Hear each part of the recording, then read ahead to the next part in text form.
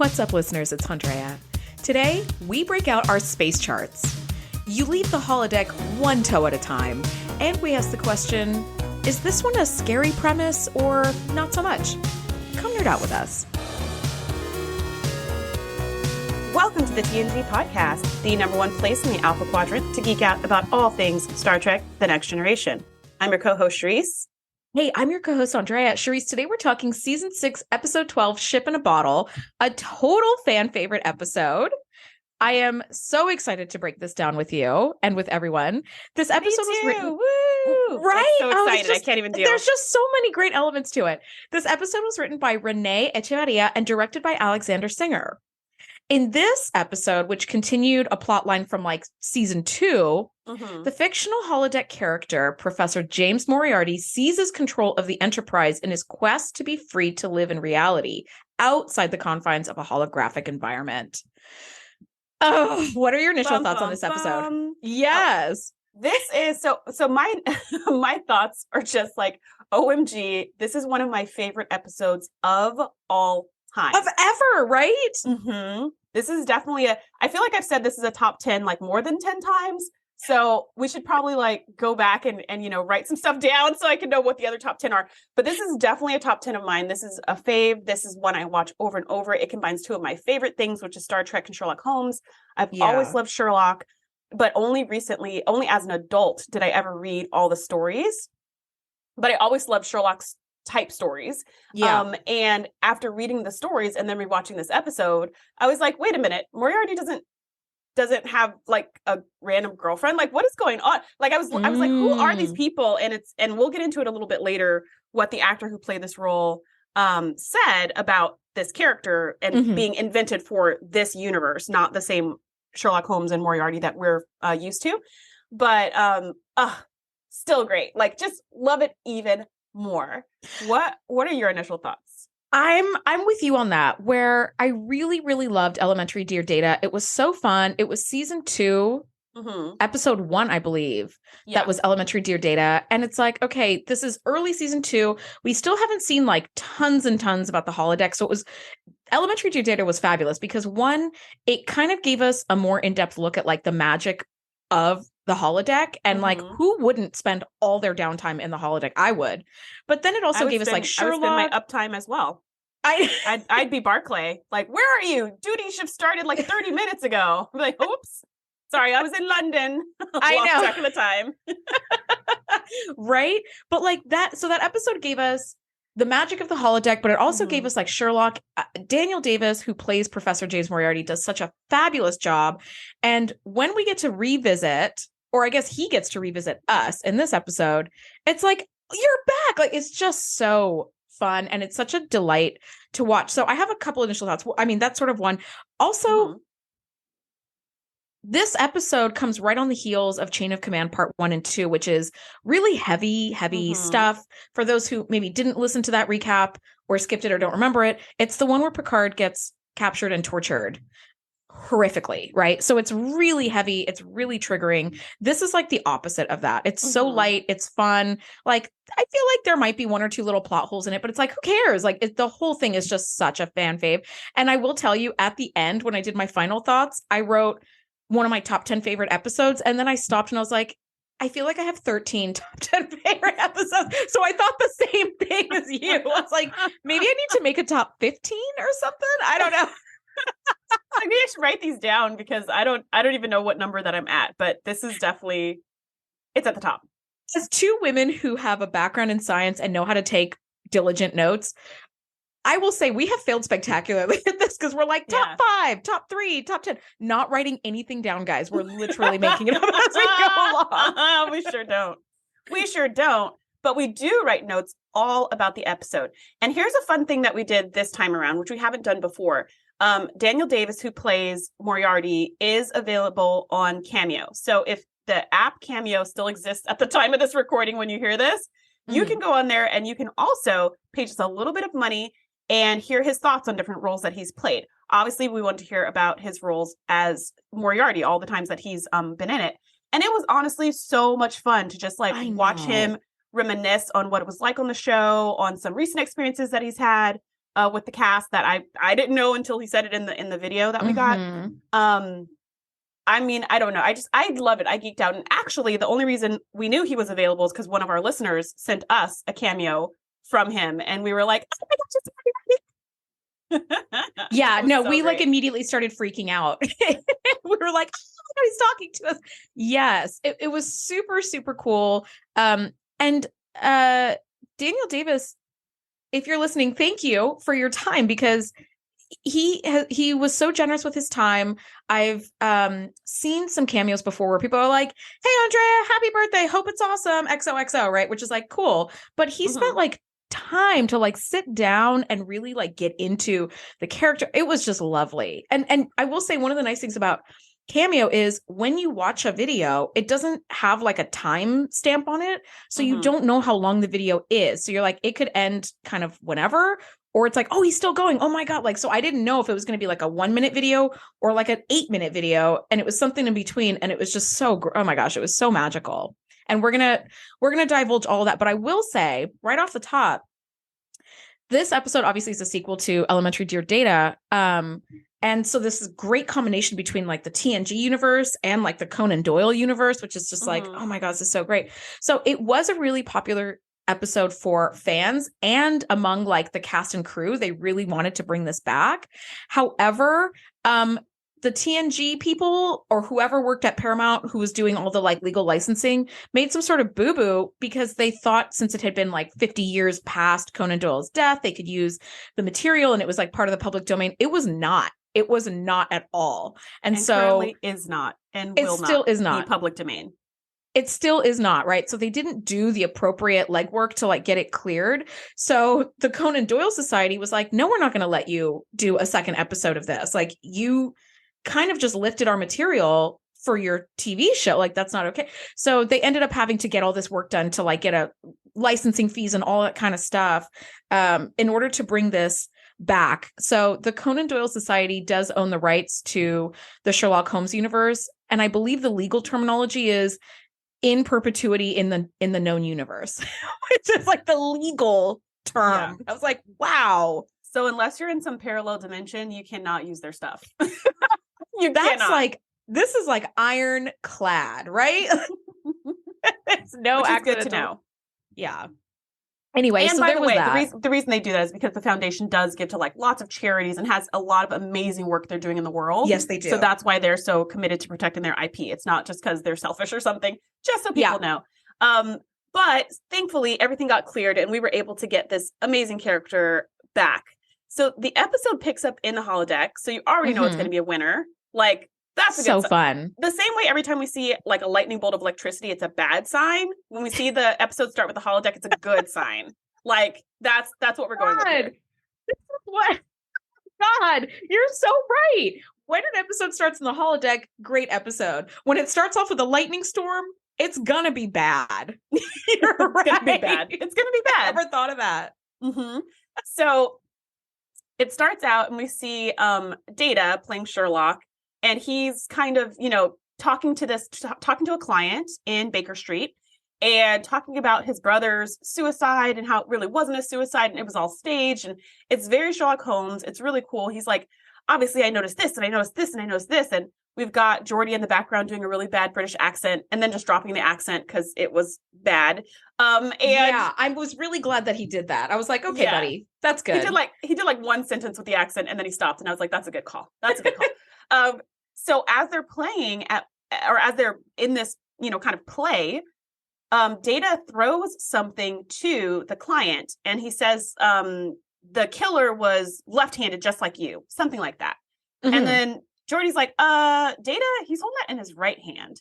And Data's like, wait a minute. Okay, there's something wrong with the program because he should be left-handed. So this is our first clue that the holodeck's a little bit wonky because of this wrong-handedness. Which we have not seen something like this before. I don't think we've seen a holodeck glitch quite like this, where you see so clearly that the program's off, but it's not because like I feel like we saw something like that back in the Dixon Hill days, but not to this extent where it's like, the programming matrix has like some sort of glitch in it that's causing the characters to malfunction. Yeah. Yeah, but it's a minor glitch. It's not like in the Dixon Hill where they start shooting you and the safeties are off. It's not like that. Yeah, It's just like, oh, it's the wrong hand. Okay, well, that's weird. So they end the program and Geordi calls Reg Barclay. We see him again. I don't remember the last time we saw Reg, but it feels like he's always around. That was the same thing I wrote. I wrote Geordi calls Barclay, and then in parentheses I wrote, oh, he's still here? That's exactly how it feels. He didn't want to transfer over to DS9 because I would have been like, later, buddy. Bye. Oh, Reg. So he comes over and he's like, okay, can you come and fix this the holodeck problem? And so he's like, yes, I'm on my way. By the time Data and Geordi walk out of the holodeck, like 30 seconds later, Reg is there. So he dropped whatever he was doing, hypo spray, spanners, whatever he had in his hand, dropped it and just ran. There's just a trail of isolinear chips. Yes. From main engineering to the holodeck. And dust. And that's it. And I was just kind of like, was this the most important to fix the Okay, well, anyways, he's there instantly. It is Barclay. I mean, he wasn't even a main engineering girl. He was hanging around outside. He was waiting to get in the holodeck? Yeah. So when they happened to come out and they're like, oh, you're here already. He's like, yes, already. He tried to act out of breath to make it seem like he just, yes, whew, made it. Priority one. Yeah. So he goes in to fix it. We're just crapping on Barclay, the huge. But he goes in to fix it. And as he's trying to find any anomalies, he finds this weird program and he's like, what is this thing that's like continuously running in the background? And he starts it and it's Moriarty. And as a fan and as someone who absolutely loves this episode and seen it 100 times, I was like, oh my gosh, it's Moriarty. I still freaked out. I was still super excited. I know. Well, I think also like Daniel Davis has the most like striking, intense blue eyes. So what he brings that like to the character of Professor Moriarty, and there's just such an intensity to him. Even when he's talking with Barclay, he's like, how long has it been? How long have I been here? Is Captain Picard still captain of the ship? And Barclay's like, how do you know any of this? Like, how do you know you're not real? Who Captain Picard is, what a holodeck is? Like, I'm going to need to, and we find out that poor Moriarty has like been aware of the passage of time. He's been in there for like 4 years. And he said like these little terrifying little blips of reality where like, you're just like trapped in limbo. Like that sounds like a disembodied consciousness. It's kind of like a nightmare, but for 4 years. It is a nightmare. Oh my gosh. Yeah, no. So Picard, Moriarty is like, wait a minute. Picard promised he would work on this and he hasn't. It's been 4 years. So Barclay's like, you know what? Maybe I should just get the captain. I'm going to shut down the program and then we'll be right back. And Moriarty's like, okay. And as he shuts down the program and leaves the holodeck, we see a shot back of the holodeck and Moriarty reappears. So it's like, oh, he's not playing by the rules. So great. Again, it's like, oh, did he just totally fake out Barclay and pretend to be like turned off and turn himself back on? That was really cool. Also really scary because you're like, the call is coming from inside the house. Like this is you shouldn't be able to do that.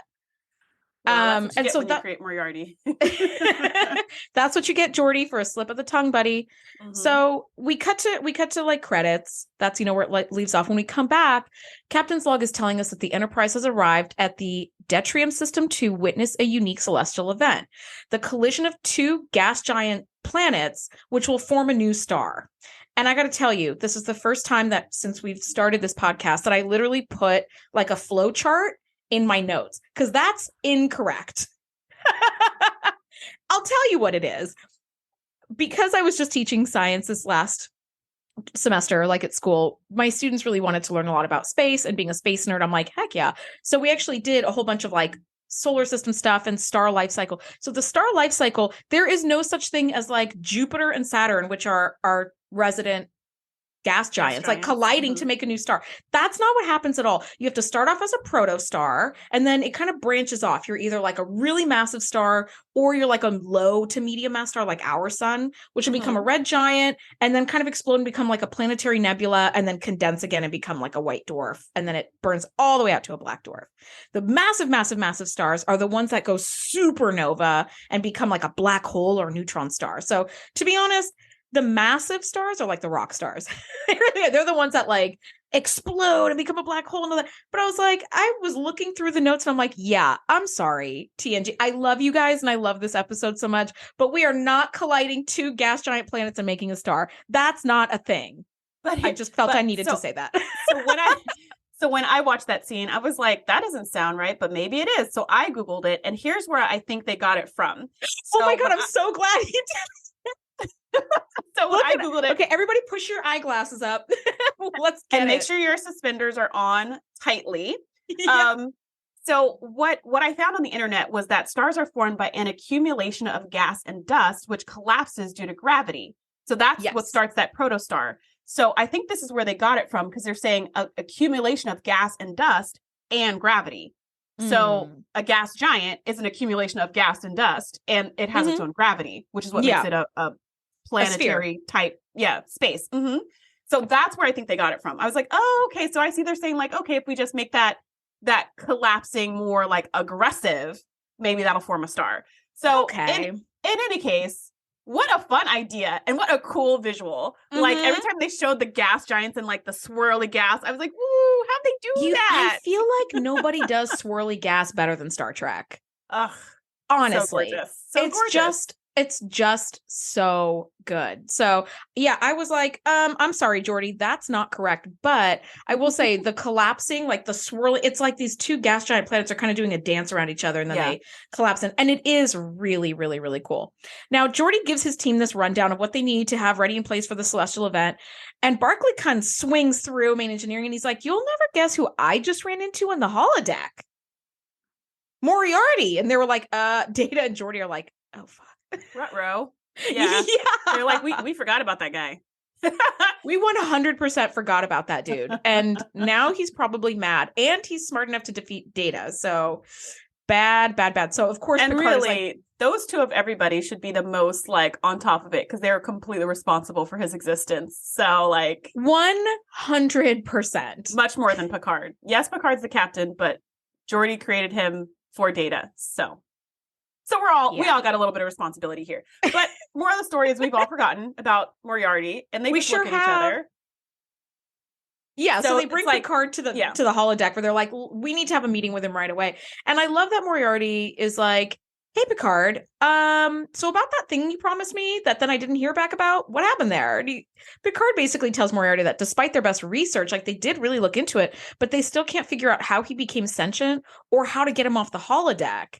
And Moriarty's like, well, I'm determined to step out of the holodeck because I'm a living thing and like I deserve freedom, like outside of this construct, you know. And Picard does do this it's very Dixon Hill. He takes a book off the shelf and throws it out of the holodeck doors and you see it just disappear because there are no holo emitters out in the hallway. But despite that, Moriarty's like, but I'm different. I'm not a book. I'm like a living, breathing thing. And so he steps out and I'm like, oh God, he's about to disappear. Girl, he steps out and he doesn't vanish. And he just stares at them. And I wrote, oh, shit. That's what I wrote. And he's just like, I think, therefore I am. See? And when I saw that, and again, I've seen this 100 times, right? But I'm watching it as if it's my 99th time only. And when I saw that, I was just like, wow, he's taking a big risk. And later on, we know he's not. But he's taking a big risk if this, was the case when he just saw what happened to the book. Why didn't he start with like a hand or a toe? Or something like that, like stick your hand out and pull it back in. You lose like an elbow. That's one thing, but you know what I mean? Because they always show like when Picard threw the book disappeared because the whole thing went away from the holo emitters. But whenever somebody sticks their arm out, their arm disappears. But when they pull their arm back, their arm reappears. Yeah. So he wouldn't have lost anything if he just kind of tested that a little bit. But to just throw his whole person out, I was like, what are you doing? Like you could lose all of you, but. He was very much like, I have nothing to lose. So what? I have nothing to lose, which I guess is true. I guess it's true. And maybe if you've been living in hellish solitary confinement for 4 years, you're like, it doesn't matter what I need to do. But you're right. Like start with a finger. Start with like a toe. Yes. Start with like the tail of your coat or something that's not even going to hurt. Like just start. You're right. He really went for it. And that's when I remember the first time watching this episode, I distinctly remember being like, oh no, because I was like, how first of all, I thought he was gonna disappear 100%. And he didn't. And you're like, and then you look at Data, Reg, and Picard's faces. And they're just like, their mouths are open. And you're like, yeah, right? Like, huh? What we just said. Yeah. So of course Picard is like, okay, 1, what the heck just happened? But 2, let's get you to see our doctor because something insane has just happened and we need to check it out. And so I love that Data's first reaction was security to the holodeck. Yeah. Are you going to throw him back in the holodeck or what's the plan here? Because if he's like a hologram, we don't know what he's made of or how he works. What if he's like an electricity being who can like stop your heart with this air? I don't know. Like, thank you. I don't know. Exactly. I was just like, security, I'm not so sure. I mean, they're not a crack shot at the best of times. I think Data, you might be enough for this situation.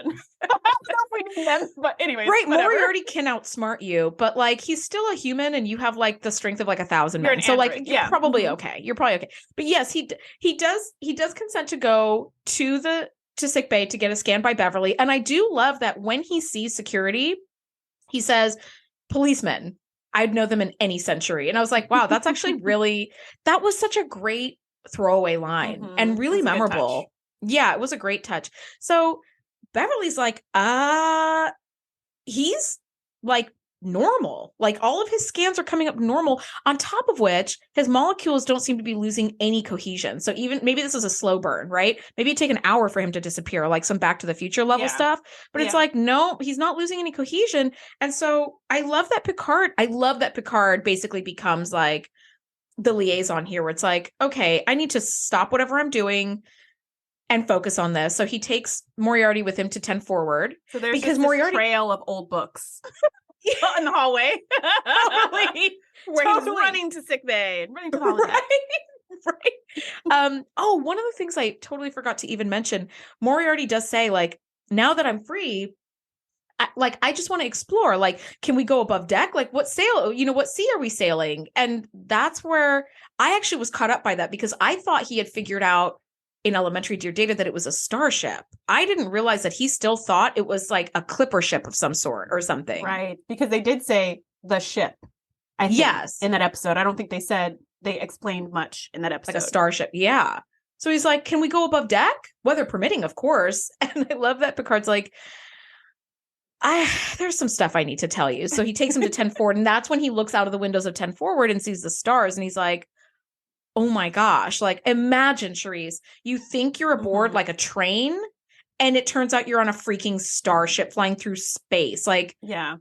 Or like a submarine or like in the middle of the earth or something. Yes. Like you think you're somewhere. Yes. It's very if anybody's read Project Hail Mary, it's that kind of vibe where this guy wakes up thinking he's in a hospital and he's very much not. And you're like, oh God, like your entire paradigm is now shifted. Yeah. That's got to be so disorienting. And something I thought about in this scene, and then there's another similar scene at the end of this episode, is I was just like, if that was me, I think I would really, really freak out. I mean, he does say, wow, we're adrift in the heavens, but he's like awed by that. I would be panicked by that. Where's the ground?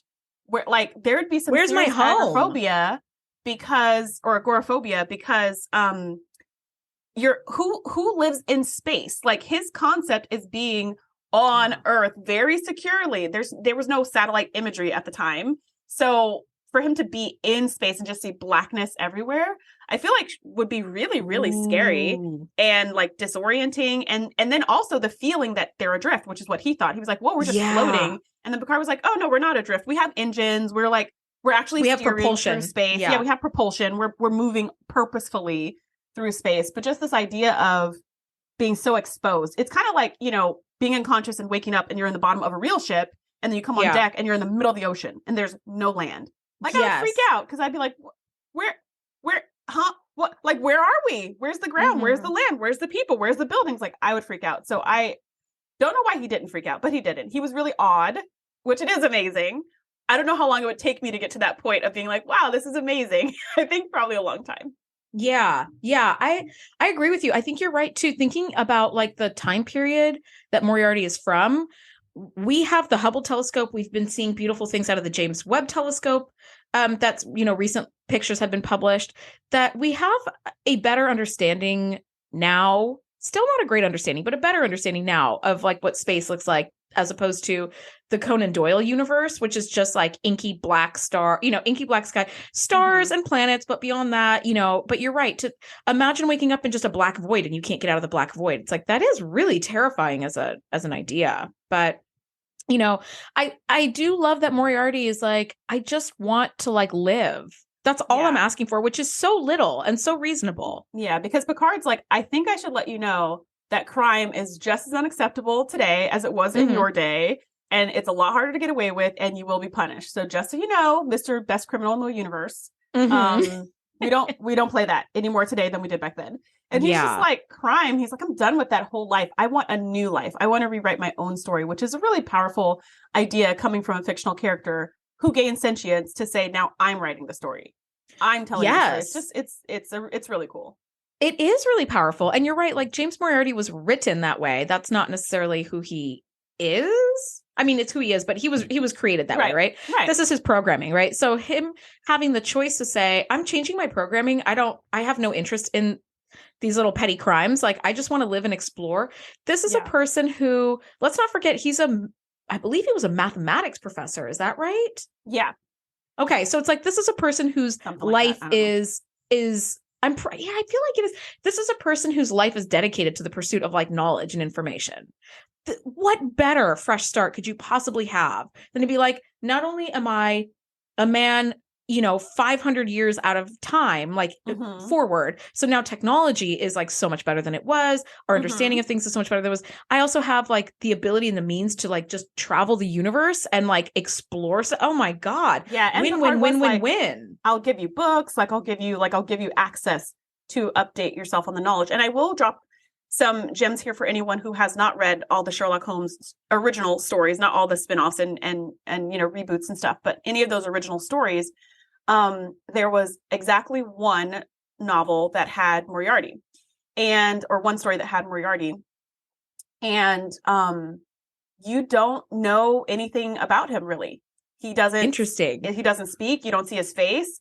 He's just this shadowy kingpin that you don't see. And actually you find out about him in a like flashback style where Sherlock is telling Watson a story about how he died.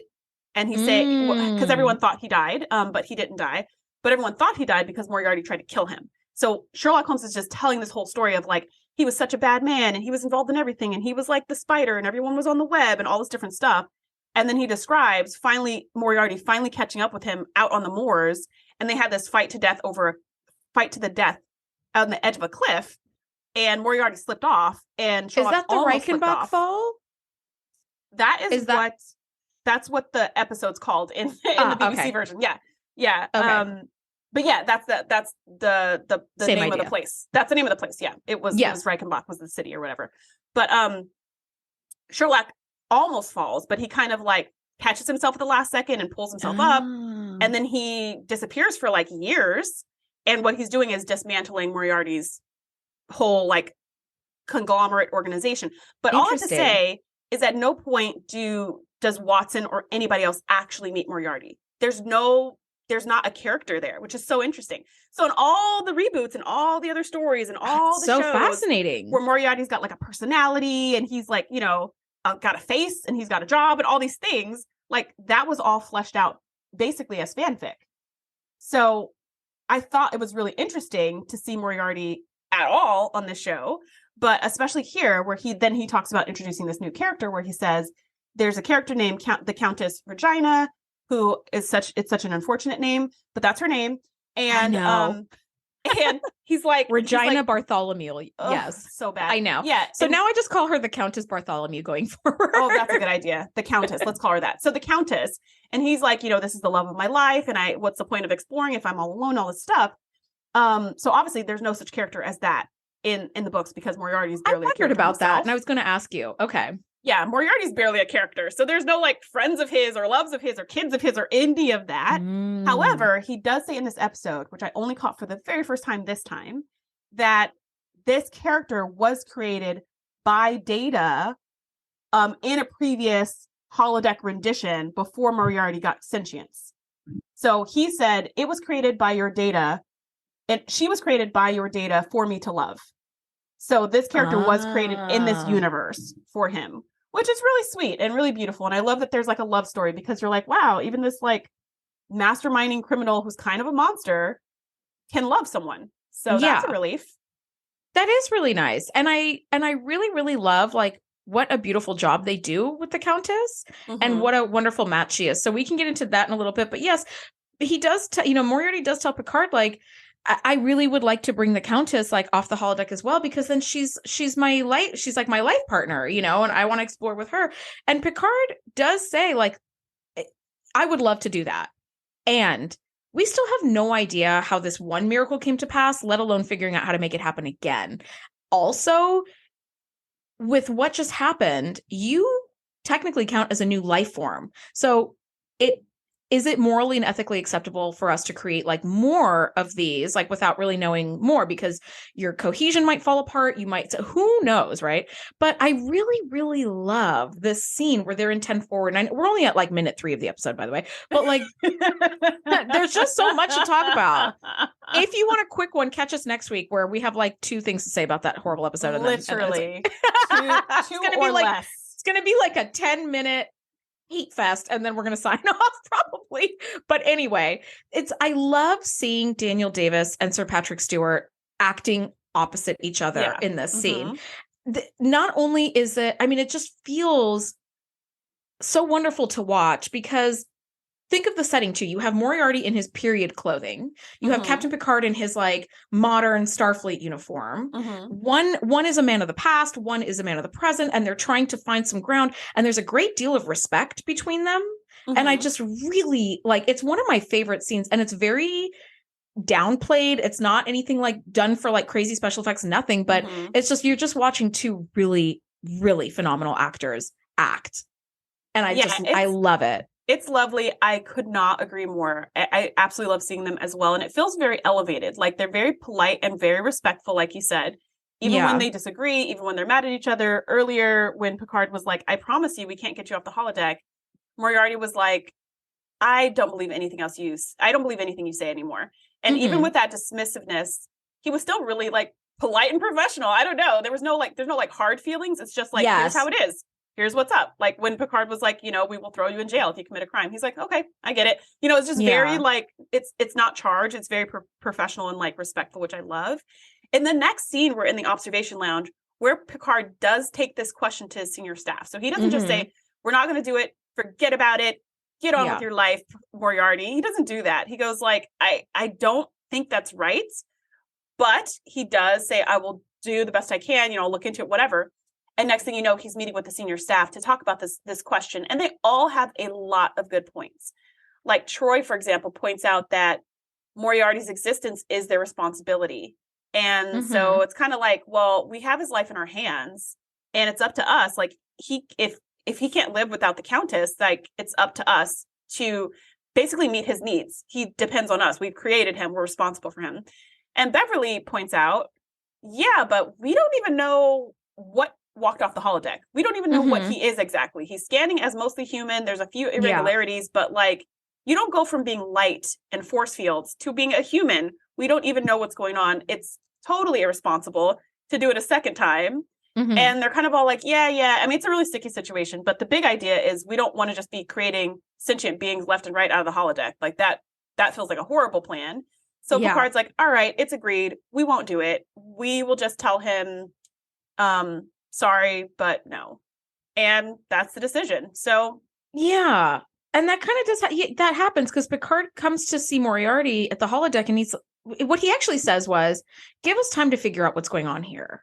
That way we can minimize the risks of bringing the Countess to you, which I think is very sensible. But if you've lived the last 4 years in suspended animation with some disembodied consciousness blips here and there, when the same person promised, like, give us time, we can figure out what's going on here, I would also be like, I hear what you're saying, and I'm not going to do that because you've already told me this once, and look at what happened. I've literally was waiting for 4 years. That's fair. So, and I get that. He really was like, I have to put the power in my own hands because I can't trust you. Yeah, which Picard is not wrong, but neither is Moriarty, I think, in this situation. So, we cut to the bridge. These two gas giant planets are starting to coalesce. It's all looking. And really all I wrote cool in my notes was glorious. We're 5 hours away. Yeah, I just wrote glorious in all caps. We're 5 hours away from the birth of a new star, and as usual, we're way too close to this phenomenon. Way too fucking close. There is not enough shield in the known universe, okay? To protect. Okay, listen. Maybe back off a little bit. We got some really good cameras. I need you to take 300,000 kilometers back, buddy. Just 300,000 kilometers. How about you shoot some probes and we'll check it out after the stars formed. We saw this in the movie Twister, okay? They threw some probes in there and then they collected the data. Nobody had to get hurt, okay? Can we just take a page out of Twister's book and all we get need some probes is a in lot there? Of aluminum cans. That's all we need. A lot of Pepsi. Everybody start drinking your Pepsi now. We need these cans. This episode is not sponsored by Pepsi. No. I can't even remember the last time I had a Pepsi. Anyway, the point is, so yeah, you're right. They're way, way, way too close. So they're like, oh, let's get some probes in there, which they must have heard us. And Worf, Worf is ordered to get some probes up, but the controls start going haywire. And we find out it's like, it sounds like very 90s dial-up. And we find out that command functions have been rerouted. And they're like, rerouted to what? And Moriarty steps on the bridge and announces he's had no choice but to take control of the Enterprise. And I'm like, this is what happens when you screw around with a super villain. Criminal mastermind. Yeah. You guys kind of brought that on yourselves. Criminal, not gonna lie. Mastermind. Two words you don't want next to each other. Okay. Nope, not on your ship. No. But so he takes over the ship, which is shouldn't be a surprise really to anyone, because that's what he did the first time. He also did this. He took over with the a ship. Lever. Yeah. Yes, with a lever in his he kept cranking it. Remember this? Give me what I want. Crank. Yeah, the whole thing's like, yeah. It was so great. It was this old 1880s laboratory in some garage or something. And it was great. Steampunk heaven. Yeah. It was. So really, is anybody surprised? Turns out everyone's surprised. And Moriarty's just like, yeah, I had no choice. I had to do this until you comply with my demands. And Worf, in natural form, pulls out his phaser, because that's Worf's thing. And Moriarty's just like, if you kill me, then no one will be able to release the command codes. And Worf is like, okay. Which actually, this is a little bit of a growth moment for Worf, because usually he just shoots. So this time he did pause, which gave him time to not shoot. So that was good. And then he either does shoot or he gets backhanded into the wall. So both of those are not good options, Worf. So he had a much better he had a much better time this episode where neither of those things happen. Picard points out that this whole vessel is going to be destroyed in 5 hours if they don't move the ship. So it's really important that Moriarty gives the command codes back, and we will definitely, for sure, pinky promise, work on this problem. And Moriarty's just kind of like, I feel like a deadline works magic to just really focus the mind. So let's just say you have 5 hours to solve this problem and get the Countess off the holodeck. And he's just like, well, you don't want to die. None of us want to die. I'm sure you don't want to die either. And Moriarty's just like, I'll take my chances. Since I'm fictional anyways, I have very little to lose. And you're like, dang it, a criminal mastermind with nothing to lose? You're really screwed. Worst 3 phrases to put back to back to back in a sentence. Honestly, you're right, because I love the flip that happens here, because when Worf is about to fire, Moriarty's like, if you kill me, there'll be nobody to release the ship. So you'll all die. And then Picard is like, but if you kill all of us, then you also don't get to live your freedom. And it doesn't work this time somehow. It's like, yeah, but I'm not living now anyway, so it doesn't matter. It's like, dang it. I totally could imagine Picard being like just being a little upset that basically his same logic didn't work. It didn't work at all. So this is when Picard is like, okay, Barclay, Data, Geordi, get to work on theorizing how to get the Countess safely out of the holodeck, because apparently this is what we're doing right now until we can get the ship control back and get the hell away from. That's why you just launched some probe. If they would have been super far away from the star formation in the first place, none of this would have happened, Picard. Yeah. Yep. Or they would have had a lot more time to negotiate. But here they have 5 hours and counting. What I love about Picard is his, he knows when he's beaten. He knows when it's time to be like, all right, fine, give them control, or all right, fine, do what they want. He knows when to and when not to negotiate with terrorists, basically. Sometimes he's like, all right, give them what they want. They've got hostages. And sometimes he's like, even if they have hostages, we can't give them what they want. He really is attuned and enough of a diplomat to know that. So I really like how Picard is this diplomat, because you're like, you can tell he's biding his time, but you can also see he's between a rock and a hard place. And he's really like, let's just do it. Like, go look into it right now. So they do. Data suggests maybe using the transporter, because it does kind of take matter and turn it into question mark and then turn it back into matter. Yeah. Energy? Yeah, sure. We'll do that. We'll take matter into energy and then energy into matter. So they're like, well, maybe it can take, light and electricity and turn it into matter. And Geordi points out that there's no cohesion, which to me makes all the sense in the world. It's like light, even though it acts as a particle and a wave, you can't hold it in your hand. Like you can't. And so these hollow emitters make things appear real and solid. It doesn't make them real and solid. Yeah. Yes. It's just an illusion. It's the Coachella Tupac hologram. You know what I mean? Where it's like, wow, that looks really cool. That's not the same as a person. Right. Yeah. Right. Yeah. Yeah. Right. So anyways, that was the thought. And it was just like, even hearing them say this and talking about the technology, you're just like, yeah, this isn't going to work. Like, this is never going to work. Not but even, they're really trying. Close, but okay. They are. And you know what? They are between a rock and a hard place, and time is a ticking. So it's like, well, we're going to have to try something. So Barclay comes to the holodeck to set up the transport pattern enhancers and finds the Countess in the sitting room of 221B Baker Street. Why she's at Baker Street, I don't know, but it doesn't matter. And that's the other thing, is that Moriarty's always at Baker Street, which he never came to. Which is Sherlock's hangout, but okay. It is. All right. It is. And it doesn't make sense except for the fact that we don't know where Moriarty lives, because he never had a place or backstory in the actual story. And Baker Street's what we think about for Sherlock, and the episode starts in Baker Street. So it's kind of like, okay, we get to keep the set, and this is a set we've all seen, and it's like, it feels really comfortable. If it was some other random place, it's recognizable. You kind of be like, what's the point of that? Yeah. But being Baker it's recognizable. Street, and you're right. They didn't have to build two sets, which is like, okay. But the actress who plays the Countess is named Stephanie Beacham. And I think she was just so perfectly cast in this role. She's like kind of soft and feminine in a lot of ways, but she has like a real toughness about her. A sense of adventure for sure. A sense of adventure, which I really, really love. Somebody who's going to be a great counterpart to Moriarty, who has to be able to like rival him intellectually. But also one of the things that the casting director did talk about was that it's so hard to make anybody look alluring or sexy in Victorian clothing. And she just looked like such a knockout that they were like, we definitely have to have her. So I love that they brought her in. And I didn't remember if we had seen her in Elementary Do Data, but then when I saw her in this week's episode, I was like, oh yeah, oh no, this is like totally new. She just kills it. And I also love that Moriarty as a character, I don't know, what was he like?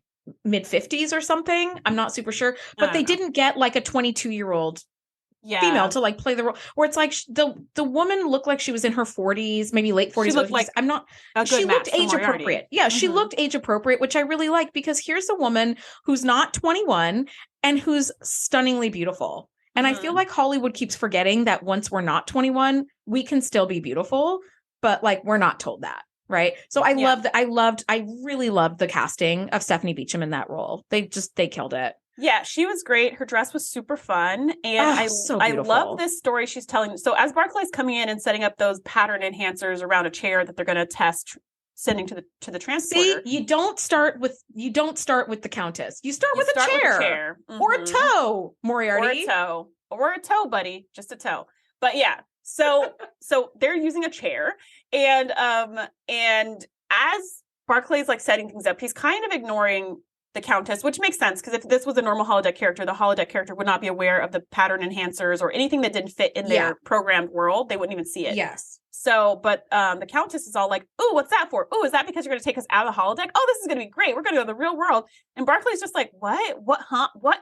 She's know about so that? ready. You know about the real world? You know about this? You know about that?" And she's just like, "Yes, I love exploring. I grew up in Africa, or not grew up in Africa, but she was like, I went to Africa once with my uncle or something like that." And she was like, "I got to wear trousers the whole time." And I thought that was so funny, because I was like, oh my gosh, women in 1880 were all doing those effing corsets and stuff like that. And I was wondering, when did women start to wear pants? And it was like not some big social taboo. I don't know, but it was quite a long time after 1880.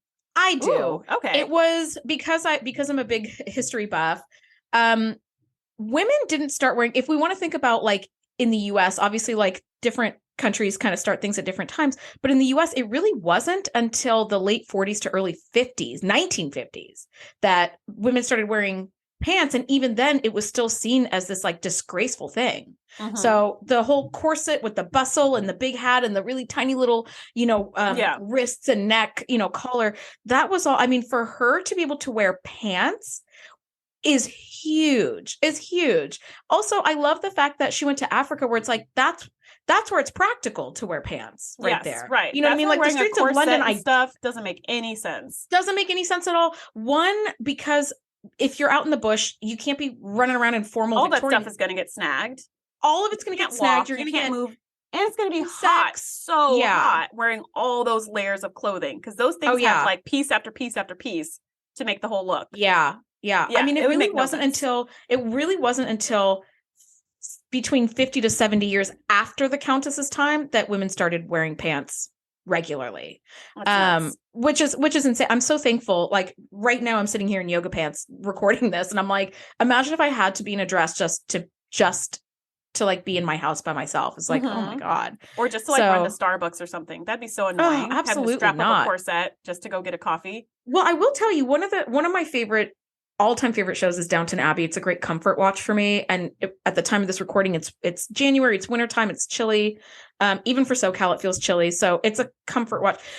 There's so many scenes in Downton Abbey where the characters are out like doing like one character has to do like road work, like lay down tar and stuff.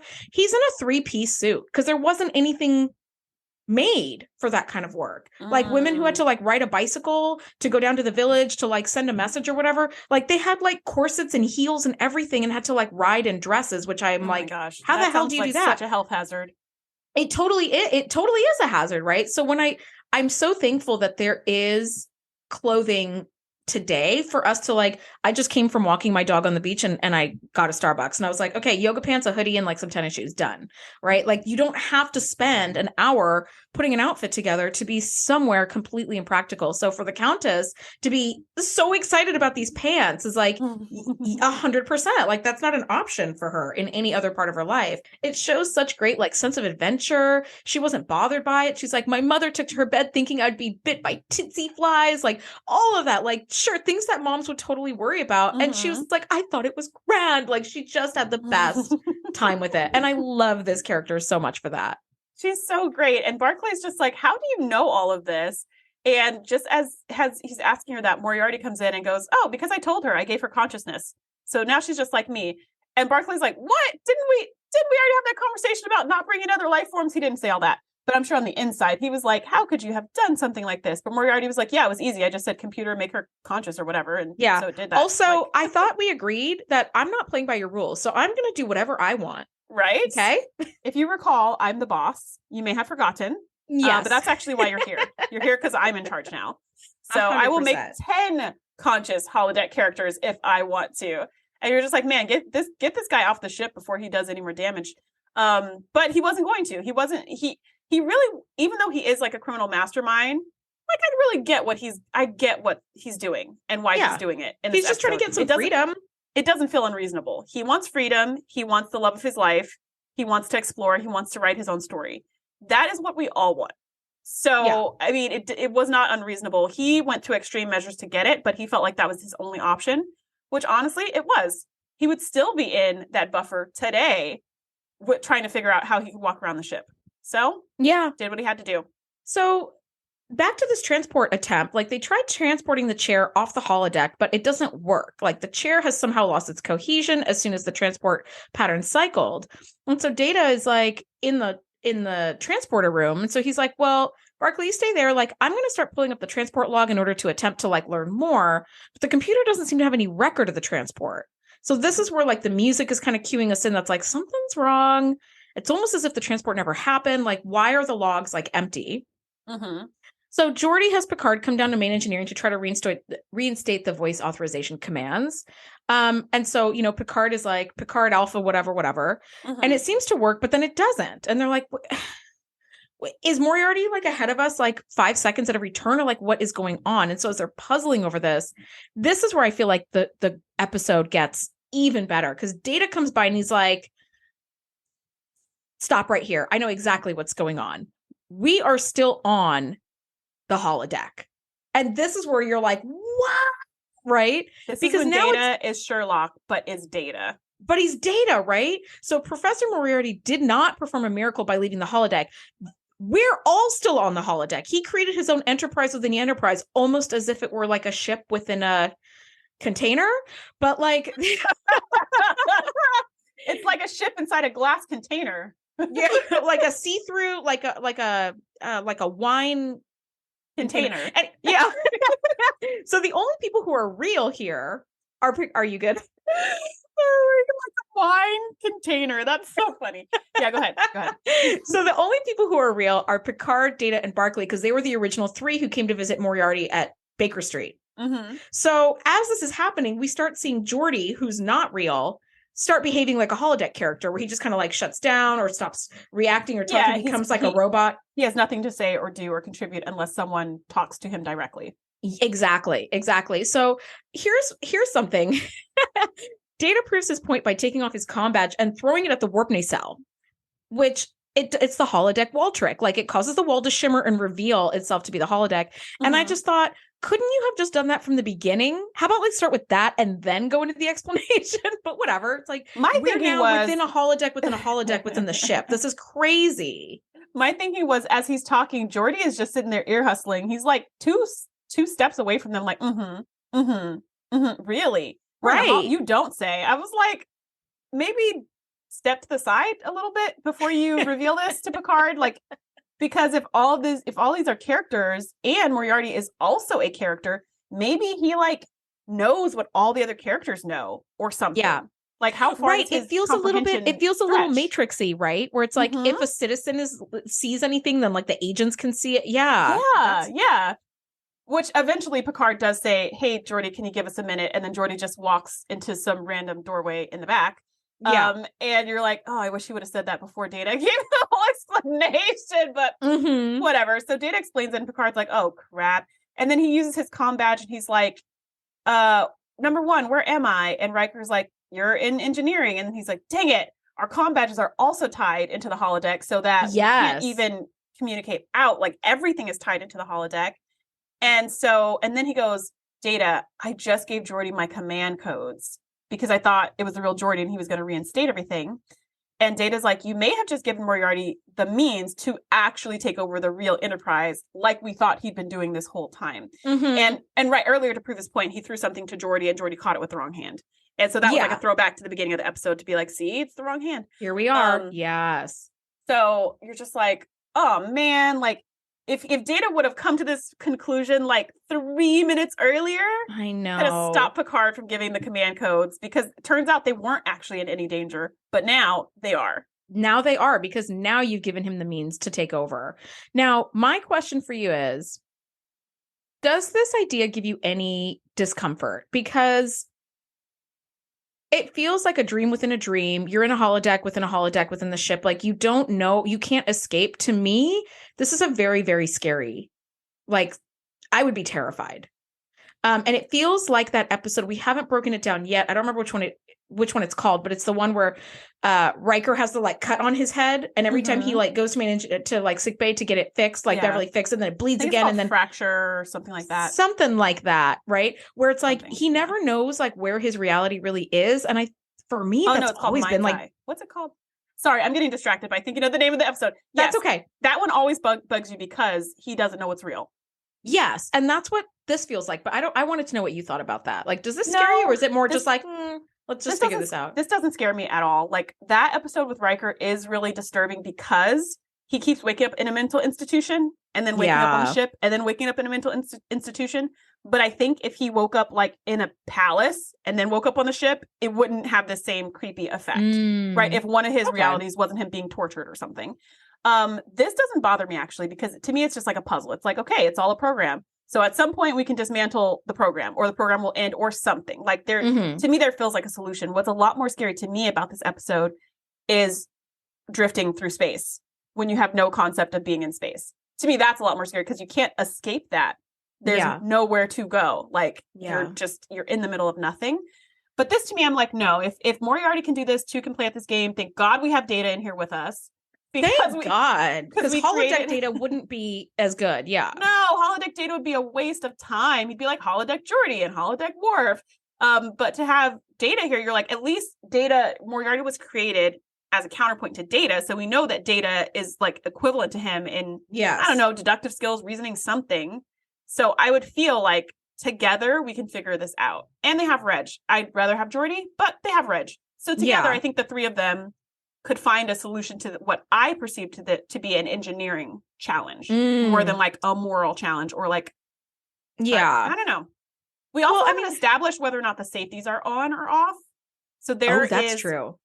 Which it doesn't matter because Moriarty's not being sadistic, but there's an episode of Voyager where one of the bad guys reprograms the holodeck and 2 characters get trapped in it and the safeties are off. And she's programmed every single character on the fake ship to like torture these 2 people.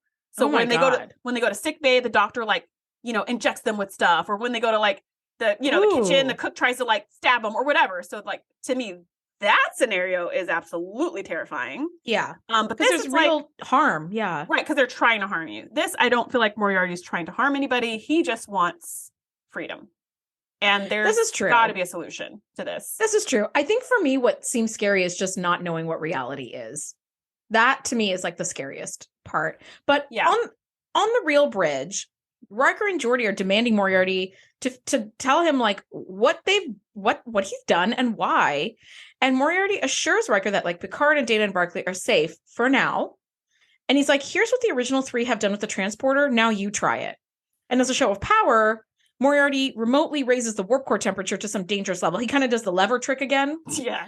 And I was like, okay, pony, but it's a very good trick. He is. And I actually, in my notes I wrote, seems like a leopard can't change its spots. It's like, you're just resorting to like what you know how to do best, criminal mastermindery, to get what you want, right? Absolutely. So my question is this, why didn't Riker and the security team just go down to transport, like to holodeck 3 and just terminate the program? They couldn't get through because of the force fields. That's right. He put force fields up. That's right. Now but they did think about that. Because I would have been like, just go down there and pull the effing plug and be done with this. Like the yellow and black walls would reappear. Picard would be like, thank God, and then on with our mission. Well, but here's the other thing: is that Picard gave him the command codes, so now he controls the whole ship. So they can't unplug it because he controls the ship with, I guess, his brain.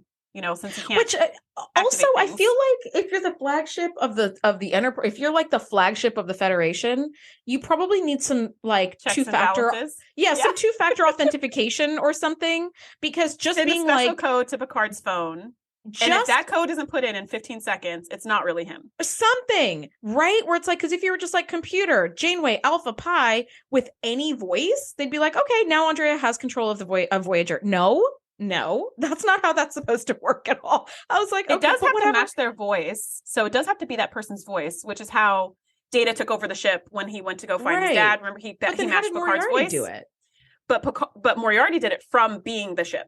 Like he controls the ship from the inside, from the computer side. Well, I guess you could just do, I mean, if we really think, wow, we're getting really to the details here, but I guess if you just have a recording. Because it shouldn't be this easy. It shouldn't be this easy to take over the ship. Because like this is a huge security risk. Yeah, like you give me your PIN number and I just take over your whole house. Like what? But whatever. Okay, doesn't matter who. Picard goes to see the Countess to try to reason with her. And he's like, "Look, I'm just going to level with you. If we found that maybe if we uncouple the transporter's Heisenberg compensators and allow them to rescramble randomly, we can beam a holodeck object or person off the grid without any loss of cohesion. But I will tell you this."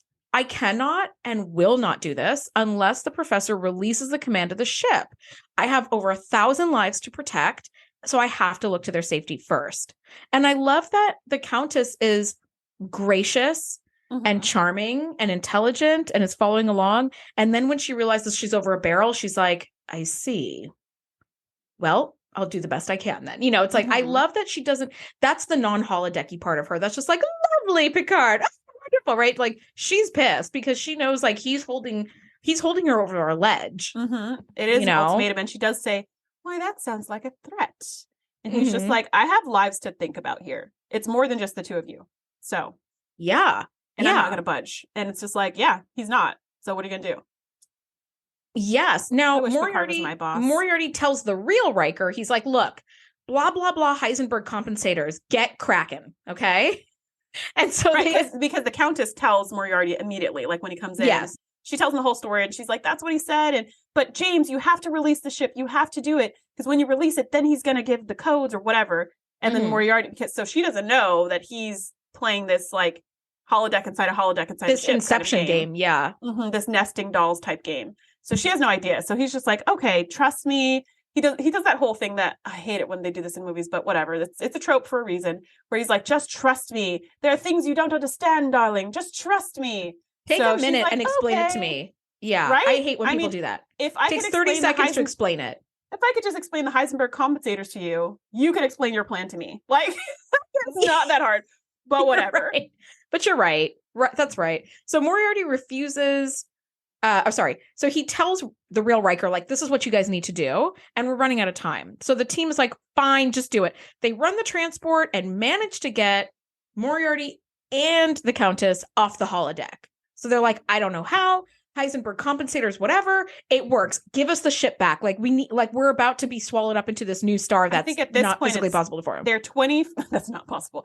They're 25 minutes away from destruction at this point. So we've gone from 5 hours to 25 minutes. Classic. So It's like, all right, give us the code so we can just back up a little bit. That's all we need. And of course, Moriarty's like, no. You're like, what? Come he's on, like, man. one more thing. I want a shuttlecraft and we want to be allowed to leave. And I love that Riker's like, we don't have to. Fine. Just give him a goddamn shuttlecraft. Like, get out of here. Like, he doesn't even finish his sentence being like, there's no time. He just immediately is like, you don't understand. Just get it done. Just give him a ship. Get out of here. So he gets them a shuttlecraft and he's like, get the F off of this ship. And it's cool too, because he's like, everything can be done with voice command. Like, you don't need to understand any of the buttons. Just it answers to your voices. Just tell the computer what you want and it'll just do it. Mm-hmm. Smart. Which is like cool. So can I ask, why do we ever use these buttons? Exactly. I mean, like, because maybe because like if you're like in a really dicey situation and there isn't time to speak the commands, like it's faster to push the buttons, but otherwise couldn't you just... But really, because I'm thinking about planes, like airplanes now pretty much run on autopilot, but the pilot and the co-pilot are there in case anything goes wrong. They can take over control, and they can just like check and monitor and make sure that everything's doing what it's supposed to do. But they don't have to physically, tilt the plane every time there's a wind and all this stuff, like it does it by itself. Yeah. So I feel like if the entire shuttle could run by voice commands, we only need the buttons if voice command breaks or if we need them, we could use them. But if everything can run by voice command, including evasive maneuvers, Alpha 3, like what why is everybody, I don't get it. Like after that, I was just like, why don't we just do everything with voice command? It just would be a lot faster. Anyways, we don't. So he's like, all right, everything can be ran by voice command. And what I love is even in this like high pressure situation where Riker's like having no fun, he makes a recommendation for the first planet they should go and visit. That would be a really nice place for them to go. I was like, that's really, and he says it all grudgingly. He was like, I recommend going to such and such place. It's lovely or whatever. It's just like, it's basically the closest thing to Ryza here. Mm-hmm. So just go there. Yeah, he didn't have to do that. He'd be like, get the hell off the ship. But he does. He's like, you might want to go check this one out. As soon as you're clear, we need the voice authorizations back. And of course, Moriarty's like, happy to, Commander, goodbye. So off they go. They sail off into the sunset. They're so happy. Moriarty returns command of the ship back to the Enterprise, and they're just like clutching each other and ready to go off. And the Countess is like, do you think we might go back to Earth one day? And he's like, anything for you, my dear. And I was like, yay, okay. It was just really sweet. I really like that. And I was like, yeah, of course they're going to want to go back to Earth. Like that's their home. But the fact that they can explore the whole galaxy together. Oh my gosh. I just thought that was a really beautiful scene. Amazing. And it's like, oh wait, the Enterprise is about to be destroyed. Oh yeah. That's secondary. Who cares? Now, this for me is where the brain melting part starts happening. Picard steps into the shuttle bay and it's like, when did you get here, Picard? And commands the computer to stop simulation. So Riker and Worf disappear along with the shuttle bay. He's in the holodeck. So it's like, oh, wait, what? Like, how did you get to Riker? Okay. But then he walks out of that holodeck and ends that program revealing that they were again on the holodeck. So I was like, wait, hold on. How did you get to the second? Like, my brain always falls apart at this point, and I always struggle to like keep this straight. I really do. I just have a hard time with it. Yeah, that's fair. That's fair. It's confusing. But he like ends all the programs, and then he goes, he comes over to Riker, and Riker's like, we just got all the controls back on the ship suddenly, and we're backing the ship away from the star, which is going to form in like 2 minutes at this point. Yeah. So Picard's like, awesome, great, all's well that ends well. And you're just like, what just happened? And you see them walk over to the holodeck, and Reg pulls out this like cool like plastic cube, super thingy. Cool neon cube. Yeah, and it's like glowing, and it's got lights or whatever, and you're like, whoa, what's that? And they go over to the observation lounge where Picard explains everything, this is again very, very Sherlock. Like at the end of all the stories, when he figures out whoever the killer is, or the thief, or the crime gets foiled, or the bank robbers, or whatever the story may be, there's always a reveal where Watson is going, but how did you know? And then he goes, well, it was obvious from XYZ and this and this and that. And as you're listening, you're like, oh yeah, that did happen. That was weird. But you would have never put them together in a million years until it's all laid out. So that's kind of what's going on here, is Picard's doing the Sherlock reveal. And Picard's like, well, I just used Moriarty's trick against him. So he tricked us into thinking we were on the real ship when we were on a holodeck. So I tricked him into thinking he was on the real ship when he was in a holodeck. And it was really a program inside of a program inside of a program. And they point at the cube, and they say, the program is actually still running. So they're on their way to whatever planet Riker suggested. And they put it inside of this like battery thing. And they said there's enough energy, enough charge in here that they can live a long, happy life together. And I was like, that's really sweet. So they did, I think it was Troy, or it was either Troy or Beverly, who was like, wow, so you did give him, you kept your end of the deal. Him a life. You gave him your promise, which was to get him off the holodeck. You've given him the ability to explore the universe in a really novel way that over the course of 4 years, they hadn't thought to do. So I think Moriarty was right, that the mind really was focused by that deadline. Do I think it was good that he almost destroyed the ship? No, but I will say it was effective, because he did. And this is why he got his result. This is why he's going to never learn that crime doesn't pay. Because every time he does a crime, it pays, because he's a mastermind, and it always works, which is, to your point, Andrea, why he fell back on it when he had to take matters to his own hands. Like, well, you've given me no choice. Yeah, because it works every time. It works every time. Now, I love this final line in the episode where Barclay, Picard is saying like, they'll live their lives and never know any difference. So it kind of brings about that philosophical question, like, are we in an elaborate simulation, just like sitting on someone's desk? And I love how like politely uncomfortable that idea makes Barclay. He's like, right? And so they all file out of the observation lounge, and Barclay goes, computer and program. And then nothing happens. And he goes, okay. And like walks out. And I love that. And I think there's no other character who could have pulled off that line that way. I thought it was just so brilliant. And there's no other character who would have freaked out like that about the idea of it, who would have been so uncomfortable. Everyone else is like, ha, ha, ha, and just walked out. Right. And Data would have been like, it would have been an 80s freeze frame. It would have been. Yeah. But for Barclay to be uncomfortable, like similar to what you were saying about this whole idea of this Inception type episode, where you were like, that makes me uncomfortable. That's a scary idea of being trapped in a simulation. Like, there should be someone in the room who's like, wait a minute, that's not cool. And that's Barclay. Like, he's the perfect person. And actually what was so interesting about this is I had heard this theory a couple years ago where people think that the world is simulation or something like that. This reminded me of that, when Barclay was like in program and then it didn't end. He was like, phew, guess we're not in a simulation. But I thought that was not the best proof of concept, but whatever. No, because Picard was like computer arch. Yeah. And like, it wasn't showing up, but like, he still knew he was, that's what I thought too, where I was like Barclay, I'd want to like be like poking into some panels or something. I don't know. Just take your comm badge off and throw it really hard. And if nothing happens, then you're good. So I looked at this philosophy because I was like, what was that whole idea of the simulation thing? So there was a philosopher named Nick Bostrom who proposed the idea that the universe and everything in it might be a simulation. And he did this in a journal called the Philosophical Quarterly in 2003. This theory has gained a ton of support over the years, where people are really, there's a lot of people believing that this whole universe, our entire reality that we experience, is a simulation. Which to me, I'm kind of like, so this is kind of why this episode didn't bother me. I'm kind of like, so what? Because to me, our perceptions dictate our reality. Our reality. Yeah. Regardless, like I might perceive a conversation totally different from how you perceive it. And I might come away from it feeling really happy, and you might come away from it feeling really mad. Mm-hmm. We're either of those false realities, we're either of those simulations. Mm-hmm. Like, not really, but what we perceived was absolutely what happened. Like, you can't tell us that's not what happened, because that's what we've decided. You know what I mean? So I think that's why this particular episode didn't bother me, because their simulation was very similar, like almost identical to their regular life. And that's why episodes like the Riker episode does bother me, because the simulation part is nothing like their regular life. It's totally different. It's totally removed. It's really creepy. It's really scary. It's not just like, you know, world A and world B, where the only thing that's different is right-handed people are left-handed. Where you're like, yeah. Yeah, I mean, I could see that. Like, actually, there was, I'm going to do a really, really bad job of explaining this, so please be aware of that.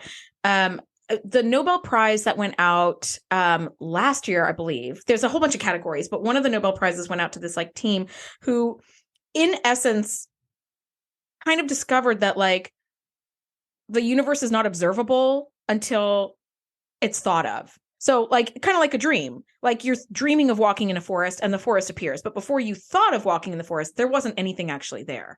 So it has to do with like some quantum mechanics stuff. Like I spent like the whole evening like reading stuff about it because I was so fascinated. And I was like, wow, the more I read, like the less I actually understand about what this is. But, you know, it kind of goes back to the like, are we a simulation on someone's desk? Which I think is a really kind of scary thought, because we would like to think that like, you know, we're living on this planet. We've got our lives. We've got our whatever, you know, we're doing whatever we're doing.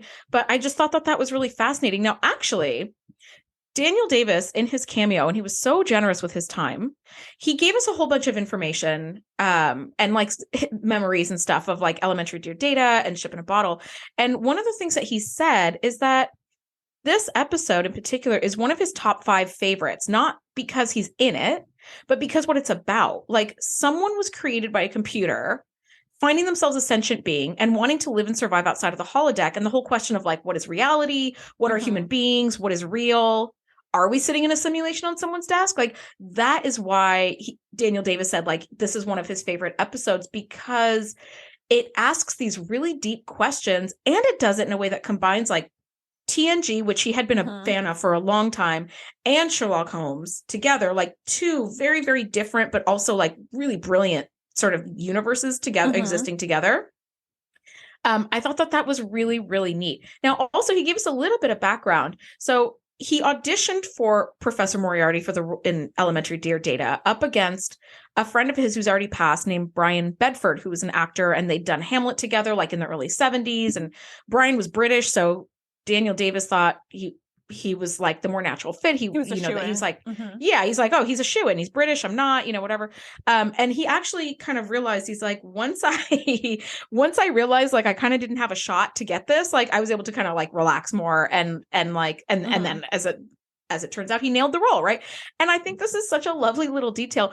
As a show of like no ill will, Brian Bedford invited Davis to dinner at his place to celebrate him getting the role. And I thought that was just really sweet, because here's 2 people who could both probably absolutely kill in this role, and one gets it and the other one is like, it's congratulations, man. Like, let me take you to dinner. And like, I just thought that was really, really cute. I really enjoyed that cameo. Like, it was so well worth it for us to pay a couple of bucks to just get some insight. Also, the way that he speaks in general. So Daniel Davis does a British accent for James Moriarty. He sounds exactly the same, but just American, but he has a very like soothing, intelligent, like a lovely really good voice. Audible voice. Like, if he was an Audible reader, you'd be like, listen, let me listen to it again. Like, he's got a great voice. 100%.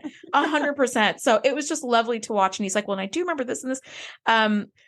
And like, we, you know, there's some stuff out on the internet about this may not be the last time we see Moriarty in the Trek universe. And if that's the case, then I'm really hoping that that's true, because who wouldn't want to see more of him? Seriously. I would. And, you know, one of the other thing I love about Ship in a Bottle is that we get a Where Are They Now, which we don't often get in an episodic TNG. So we're like, oh, this is where they are now. And the Where Are They Now ends so beautifully. And that's another thing that I love, that it's a callback all the way from season freaking 2. And it ends on such a positive note. At the very end of the episode, the camera pans out and we get to see these gas giants collide and a huge star form. It's just really, really pretty. And it's like the end. And it left me feeling really good and like happy, because it's such a happy, light episode versus last week's, which was like really heavy, really good, but really heavy. And it makes you really sad at the end. You know, this one like made me feel so happy. And it's one of those ones where it's like, this is why I love this show. You know, that like happy, like warm, fuzzy feeling inside. Yeah, because even like last week, you know, Picard, they rescued him and he's going to be okay. But you're like, but you've been through some really heavy shit. And like, this is going to leave scars. This won't leave any scars. This is great. And the Countess and Moriarty are like sailing off into like their dream life. This is great. That's like great. They don't need to know that they're not real. They're happy with their lives. I think it's wonderful. What are your final thoughts on this episode? I love all of these characters, and I really loved the Inception style ideology of the show. Obviously, this was made long before the movie Inception, even though we've talked about it a bunch of times. But I like that idea of a show because it's really, really mind bending. Yeah. And I also wondered, this was like a final wondering, I guess. I wondered if Moriarty and the Countess were going to age in the program. Like if they put that into the program so that they could like actually kind of like grow old and experience the passage of time. I don't know. But anyways, I just thought it was really sweet, really beautiful. One of my top 10. So happy we got to finally review this episode. I know. We've been waiting to talk about this one. We've been waiting to talk about this one since Elementary, Dear Data. Yes. I mean, my final thoughts are this. The brain pretzel at the end always kind of hurts my mind. But otherwise, like, I love this episode so much. I wrote one of my top 10 for sure, which I've said probably 20 times. I love this episode. It's so fun. It's a callback. It is a Where Are They Now? You know, in the beginning of our podcast, we were asking a lot of Where Are They Nows. And then after a while, you're like, okay, so such and such species went on and did whatever, like the end, right? Where it's like, we don't ask for Where Are They Now as much, but I really love that we got this one. And it was just such a one-off. Like, hey, remember that one episode we did with Sherlock Holmes and that bad guy? Let's bring that back 4 years from now. Like, I'm so glad they did. And I really, really, really want to see, I just want to see more of Professor Moriarty. I love this episode so much. So on that really high note, we're about to faceplant into some broken glass next week with season 6, episode 13, Aquiel. Thank you guys so much for listening. We'll see you next week. Bye. Thanks for geeking out with us. Be sure to join the crew at thetngpodcast.com to be the first to know when we do our live shows or host events exclusively for our members. We'll see you next time.